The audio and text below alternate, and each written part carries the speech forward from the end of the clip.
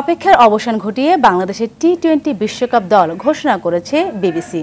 আনুষ্ঠানিকভাবে দুপুর 12:30টায় দল ঘোষণার কথা থাকলেও নির্ধারিত সময় থেকে প্রায় 1 ঘণ্টা পরে বিশ্বকাপ দল ঘোষণা করেন প্রধান নির্বাচক।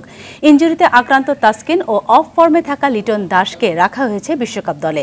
দলের নিয়মিত ক্রিকেটার জাকের আলী ও তানভীর ইসলামকেও রাখা হয়েছে বিসিবির 15 জনের স্কোয়াডে। স্ট্যান্ড বাই হিসেবে দলের সাথে যাবেন আফিফ হোসেন, ধ্রুব ও হাসান মাহমুদ। তবে বিশ্বকাপ দলে জায়গা হয়নি সাইফুদ্দিনের।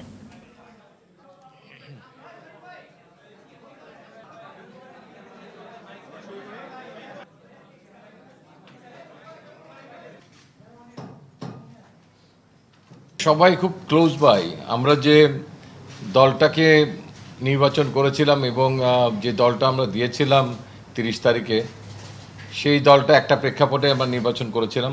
আমাদের দুটো রাস্তা খোলা ছিল। একটা হচ্ছে যে প্রেজেন্টলি যারা ফিট আছে তাদের উপর থেকেই দলটাকে নির্বাচন করা, আরেকটা হচ্ছে যে আমাদের কিছু ইনজুর্ড প্লেয়ার ছিল, আপনি জানেন যে, এবং কিছু পরখ করে দেখার ব্যাপার ছিল, স্পেশালি সাইফুদ্দিনের কেসটাও, যে তিনি কিভাবে ফেরত আসেন। দর্শক, বিশ্বকাপ দল ঘোষণার ব্রিফিং নিয়ে আনুষ্ঠানিকতা নিয়ে চলছে মিরপুর শেরেবাংলা স্টেডিয়ামে। আমরা সরাসরি যুক্ত হচ্ছি সেখানে। তো সেখানে সৌম্য যে আছে আমাদের, ও একেবারেই অকেশনাল না, ও কিছু বোলিং করে, তো খুব স্বাভাবিকভাবে এটা মানে টিম বেনিফিটেড হবে। ও যদি 2-3টা ওভার, কখনো যদি এরকমও হয় সিচুয়েশন আসলে 3 ওভারও করে দিতে পারে, 4 ওভারও করে ফেলতে পারে, স্পেশালি ইন ওয়েস্ট ইন্ডিজের উইকেটে, যেহেতু ওখানে গ্রিপ করার চান্স আছে, ওয়েদার গরম থাকে।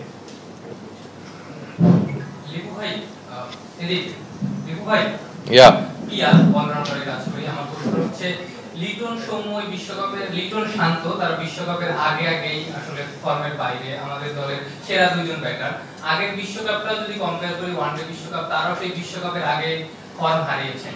তারাই মানে বাংলাদেশ দলের যারা সেরা ব্যাটার থাকেন, তারা কেন এই বিশ্বকাপের আগেই ফর্মে হারান? এটা কি তারা আসলে বড় মঞ্চে ওই চাপটা নিতে পারেন না? আমার মনে হয় কোনো ব্যাটসম্যান, বেসিক্যালি আমার ক্ষুদ্র এক্সপিরিয়েন্স থেকে আমি বলতে পারি যে বড় আসরে গেলেই আসলে তখন বেসিক্যালি বড় খেলোয়াড়ের সঙ্গে চাপ কিন্তু বাড়ে। মানে এখানে আপনি যদি বলেন এই মাপের খেলোয়াড়রা জিম্বাবুয়ের দলের সঙ্গে খেলতে চাপ ফিল করবে, I don't agree on it. আর এই সমস্ত চাপ বৈশ্বিক আসরে মোকাবেলা করার মতো অ্যাটলিস্ট লিটন দাসের তো অনেকগুলো ম্যাচ খেলার এক্সপিরিয়েন্স আছে, আমাদের ক্যাপ্টেন নাজমুল হোসেন শান্তরও অনেক ম্যাচ খেলার এক্সপিরিয়েন্স আছে। আমার মনে হয় যে অনেক সময় অনেকে বড় মঞ্চে ভালো করে। এখন এই দুজনের মধ্যে দুজনই যে একাদশে থাকবে I am not too sure, captain definitely থাকবেন। তো সেখানে আপনার একজন যদি না আসতে পারেন তাহলে আপনার ক্যালকুলেটিভ রিস্ক 50% কমে গেল আপনার।